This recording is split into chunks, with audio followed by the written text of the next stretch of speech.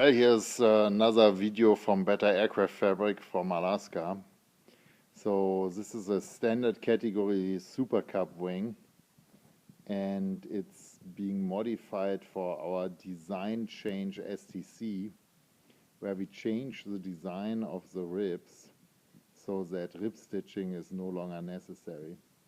So we have one series of STCs for like 187 airplane types where the installation is per the original with rib stitching or pop riveting or PK screws and cap strips or whatever it wants.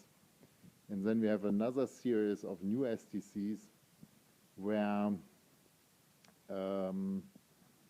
these are optional STCs where the design of the aircraft structure is changed in order to make rib stitching obsolete.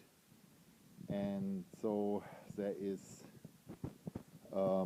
beech plywood, not birch, but beech plywood cap strips that are made with a special high temperature surviving non-T88 epoxy in Europe. And these beech plywood strips that are, so to speak, no longer plywood but composite by the high epoxy content of their 3 laminations, become cap strips on the ribs. And with these wide area cap strips, our Oratex glue can glue the Oratex fabric securely forever, and no rib stitching is needed anymore. And the cap strips are bonded on with a specialty epoxy that comes out of a cartridge gun, a mixing nozzle cartridge gun.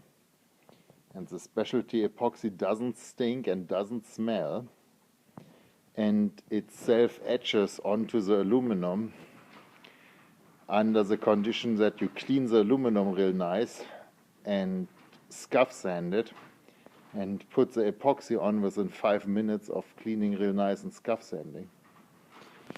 And then obviously, as seen here, the whole affair has to dry, and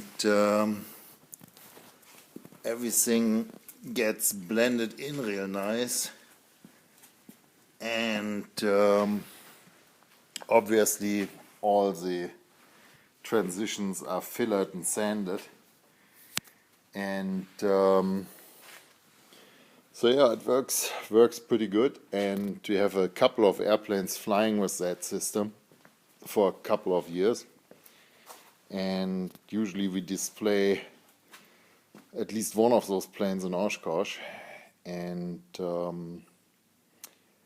yeah, here's another unedited, raw, and guaranteed no artificial intelligence bullshit video from Alaska.